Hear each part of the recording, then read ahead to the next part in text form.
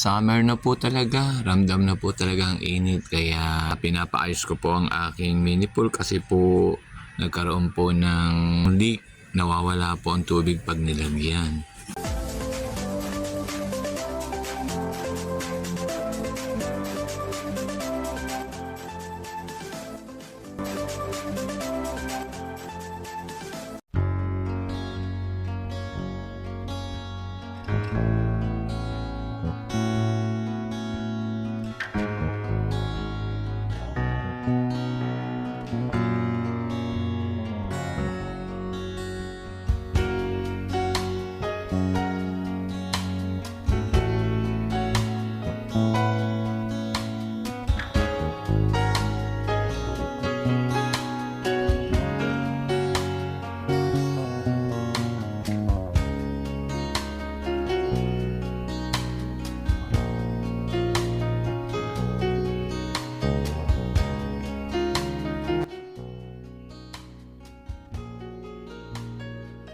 Hello po, magandang araw po ulit sa inyong lahat.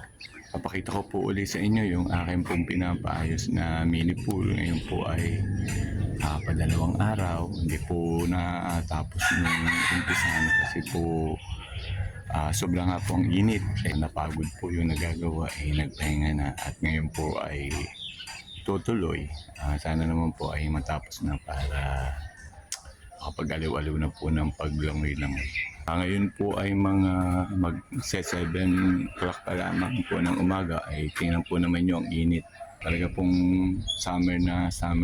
Marami na po ang napunta po sa mga resort para po mag-swimming. Ay ako po ay pinaayos ko na lamang po ring mini pool. Dili na lang po liligo at hindi po makakaalis dahil wala pong mahirap pong maghanap uli ng mapapagbantay sa nanay ko. Kaya ina-enjoy ko na lang po din po sa garden ng aking mga pagsuswimming pag naayos po. Kumusta po ang inyong paghahalaman? Kayo po ba ay nag-i-enjoy pa din po sa pagtatanim-tanim, pag-garden, din po sa bahay? Ari po ang aking libangan, magtanim-tanim. Yan, minsan naman po ay may napuntang mga nabisita, nabili po ng halaman, ay di budget po, nagkakaroon po ng pang-load. Ayan. So ito po yung mga halaman na nasa maganda na pong pots at pwede na pong bilhin nang hindi na po niya i-re-repat. Kaya po, pag po kayo malapit lang dito sa bahay, pumasyal po kayo, bumili po kayo ng halaman. Pag po kayo malapit sa bahay at napapunta ko din, mura lang po pag binili ninyo. Pag po bumili kayo, may free pa po kayong mga cactus. Sa sobrang init po ay halos natuyo na po yung ating pong time na sayote. Buti naman po at napakadami na po naman nating nakuha. Magugulang na naman po yung iba ay ating pong ipinunla. Ngayon naman po ay atin na po siyang tatagtagin kasi nga po halos tuyo na. Para po mapalitan naman po natin siya ng ibang tanim. Nag-iisip pa po ako kung ano po ang aking ipapalit na tanim. So tayo po, tingnan po natin at ating pong tagtagin na. Yan, natagtag ko na po yung iba kasi po halos tuyo na. Kaya tatagtagin na po natin, papalitan na lang po natin ng iba. Sa sobrang init po ay natuyo na, nakapanguha na naman tayo ng madami.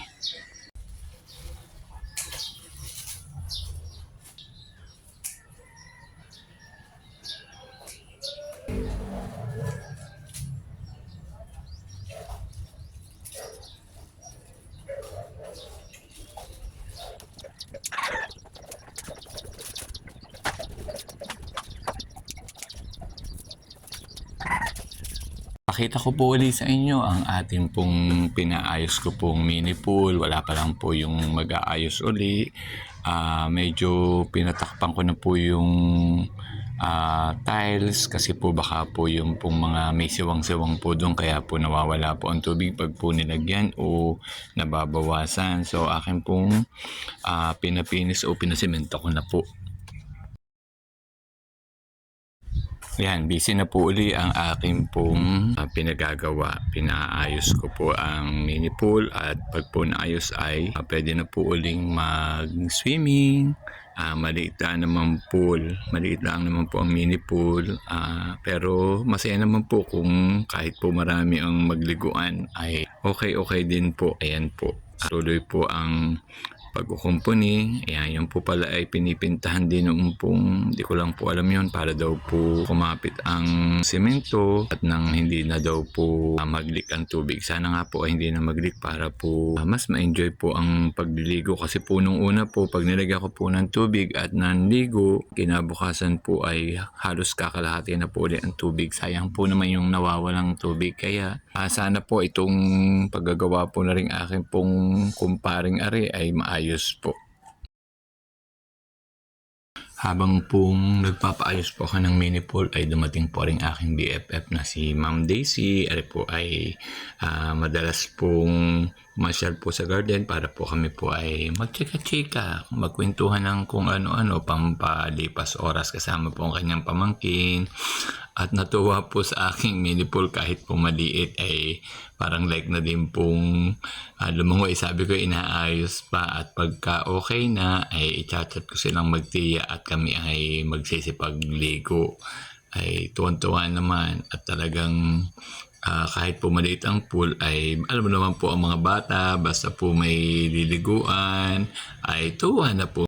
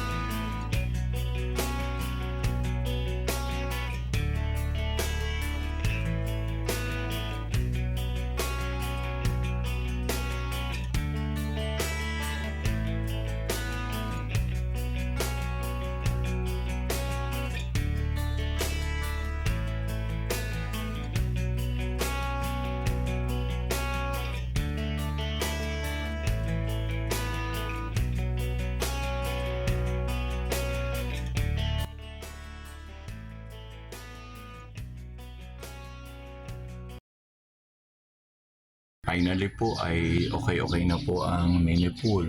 Hindi naman po kailangan ng sobrang ganda. Ang halaga po ay pwede pong liguan.